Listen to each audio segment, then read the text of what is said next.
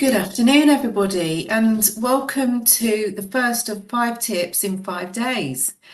This is a live stream. The recording will be available on my LinkedIn profile afterwards. So if there's anything that you miss, including any part of this live stream or the live stream itself, you can go back and watch afterwards at your own leisure.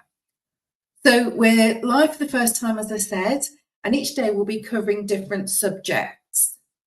Tip 2 tomorrow, we'll be looking at you making sure that you know who works for you and on what contract. Wednesday, or tip 3, we'll be taking a look at making sure that you understand what strengthened employee rights might look like. Thursday, or tip 4, we'll be preparing you for an audit or inspection. And then tip 5, lastly but not leastly, we'll be looking at making sure your managers have effective training in place and that you're also keeping up to date with latest news that may be coming out employment law wise. So today, tip 1 is all about your dismissal and probation procedures. And I've got a few questions for you to have a think about before I launch into more detail. Firstly, do you know if you have any procedures in place for dismissal and probation? Where are they? When were they last updated, reviewed? Are your managers using them? Do they know where to find them? And are they being used appropriately or correctly? And are your managers aware of their responsibilities when it comes to dismissal and probation? Now, you might think all of that, heavens above, that's quite enough to be getting along with. Well, some of the things we're going to cover today will help you out with some of that, so bear with me. Now, if I look at dismissal first, we'll get to probation in a moment, but dismissal itself is quite a broad subject. But in the UK, in order for a dismissal to be potentially fair, then you must show that the dismissal was down to one of 5 specific reasons. Also within that, you need to be able to show that you acted fairly and reasonably. So what are those 5 potentially fair reasons? Well, the first is, in order for a dismissal to be potentially fair, that it's due to capability or qualifications. Capability or qualifications. So in other essence, can they do the job that you need them to do? The second is conduct. In other words, will they do what you need them to do? The third is illegality or contravention of a statutory duty. Now, that one, you might not quite know what that is, but statutory duty, you often cover elements of that in your contract to make sure that people are aware of what's expected of them. There may also be something in your disciplinary procedure, for example. The fourth reason is some other substantial reason. Now, I would caution you on using this. It's not used that often, and you do need to look at the facts of what the situation is. So be very careful and take advice in advance of using that, I would suggest. And then the fifth one is redundancy. Excuse me. So in order for that to be fair, redundancy needs to be a true redundancy. It shouldn't be that procedure being used to hide something else, for example, capability, or can they do it? Now, in all of those potentially fair reasons for dismissal, you still need to make sure that you're following a fair process. That's why having the right procedures in place is so important. And if needs be, if the situation warrants it, you need to investigate, and that will be part of that fair process. Make sure that managers are following the right process and that you have that readily available and it's clear for people when they come to use it. So that's dismissal overall. If we look at probation, now I've worked with numerous managers who it's got past the end of the probation period and the manager wants to extend probation or let that person go. Now, you might think, oh, there's no problem with that, is there? But what if there was an issue with that? what might then happen?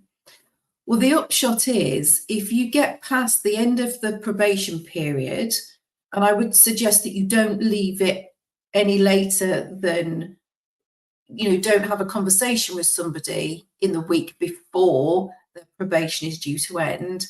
Because if you don't have that conversation with them, you don't let them know what the outcome is of their probation period, and you don't, so prior to the end, they will pass probation by default.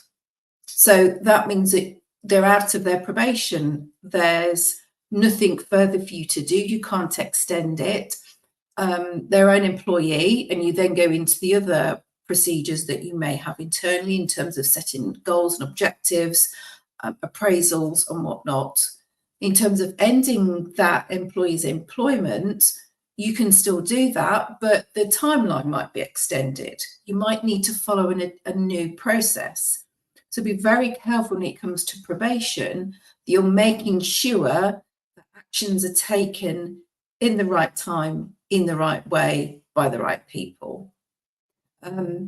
Now, you might look at that and think, oh heavens, what, still not entirely sure what I need to do. Well, how about this? Have a look at your disciplinary procedure. In other words, will they do what you need them to do? The capability procedure internally, which looks at can they do, and if they can't, the procedure associated with that. You probably want to have a look at your sickness absence procedure as well in light of that.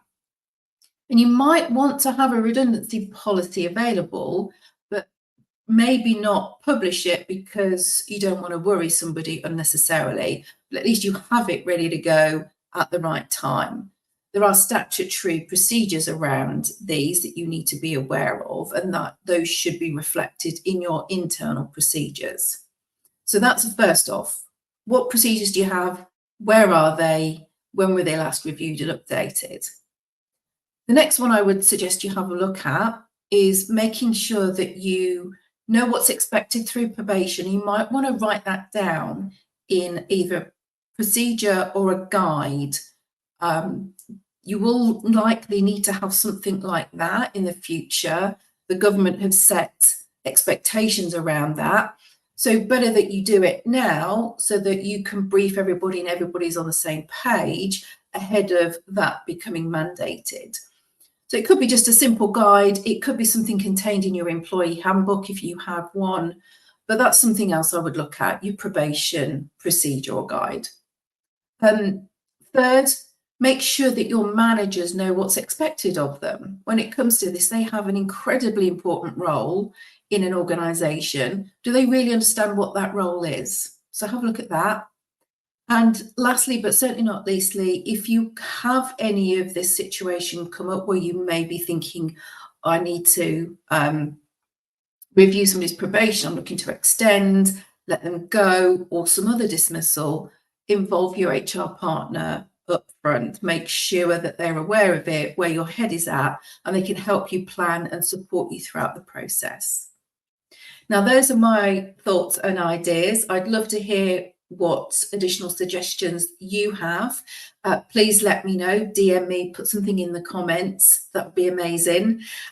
Would you take any other action? Is there something else that I've not mentioned that you think would be appropriate?